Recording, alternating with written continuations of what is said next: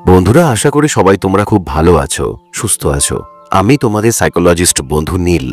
এখন আমি তোমাকে জিজ্ঞেস করছি, তুমি কোন কৌশলটি আগে ব্যবহার করবে?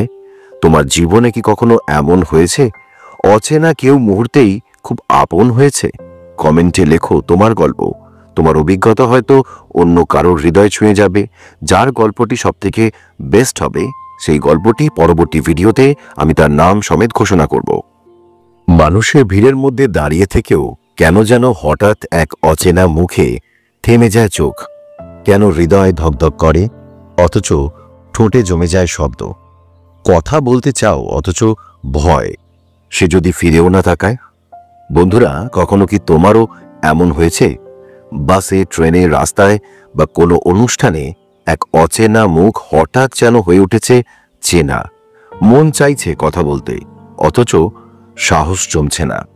আজ আমি জানাবো কিভাবে অচেনা কারোর সাথে কথা বলে তাকে তোমার প্রতি আকৃষ্ট করতে পারবে।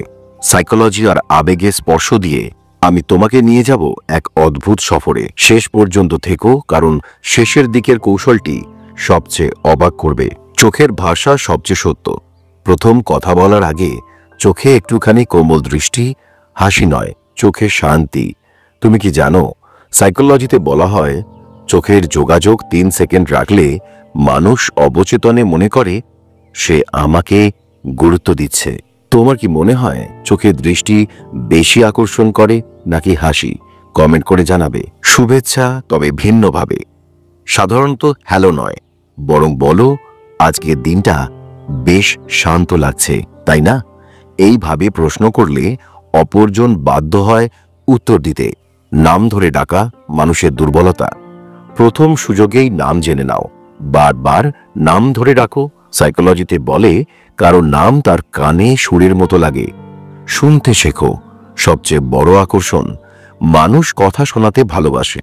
তুমি যদি মনোযোগ দিয়ে শোনো, সে অবচেতনভাবে ভাববে এই মানুষটা আমাকে বুঝতে চাইছে। তুমি কি মনে করো বেশি কথা বলা আকর্ষণীয় নাকি বেশি শোনা? কমেন্ট করে জানিও। ছোট্ট প্রশংসা, তবে আন্তরিক।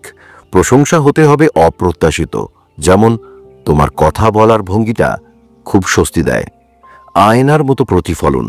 সে যদি হাত নাড়ে, তুমিও ধীরে ধীরে হাত নাড়ো। একে বলে মিররিং টেকনিক। এতে সে অবচেতনে ভাবে আমাদের মিল আছে। ব্যক্তিগত গল্প শেয়ার করো। তুমি যদি ছোট্ট কোনো অভিজ্ঞতা শেয়ার করো, সেও নিজের গল্প বলতে শুরু করবে। গভীর সংযোগ এভাবেই জন্ম নেয়। অল্প রহস্য রাখো। সব কিছু একসাথে বলে দিও না। কিছু প্রশ্নের উত্তর এড়িয়ে যাও, যাতে মনে হয় এর মধ্যে আরও কিছু আছে। তুমি কি চাও কেউ তোমার সব জানুক, না কিছুটা রহস্য থাকুক? কমেন্ট করে জানাবে। সবার সামনে সব সময় উপস্থিত থেকো না, অল্প সময়ের জন্য হারিয়ে যাও। অভ্যাসের মনোবিজ্ঞান বলে যখন অভ্যাস ভাঙে, আকাঙ্ক্ষা বেড়ে যায়। কথার মাঝখানে হালকা হাত ছোঁয়া, কিন্তু খুব সীমিত, শালীন। এতে মনের ভিতর এক ধরনের বিদ্যুৎ খেলে যায়। হাসি সংক্রামক।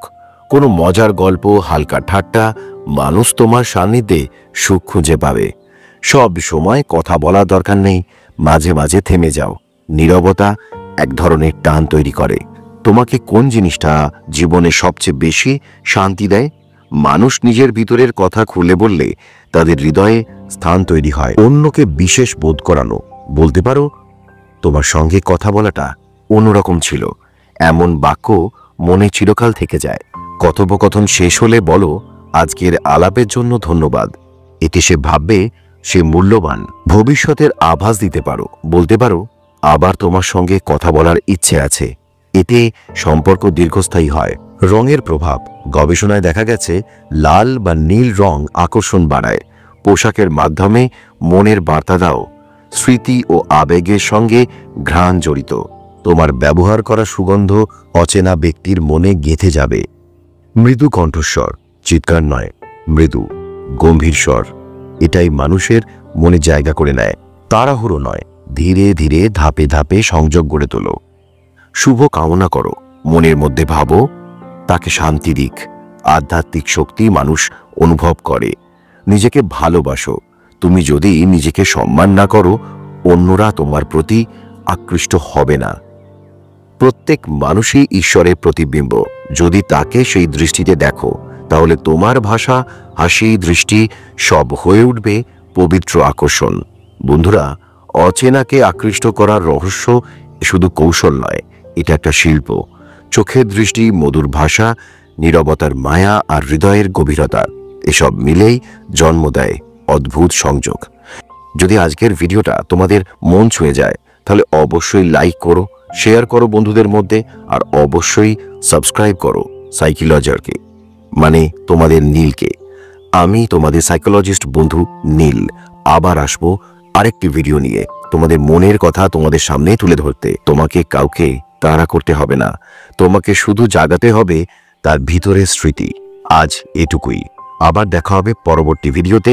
সবাই খুব ভালো থাকবে, সুস্থ থেকো, টাটা।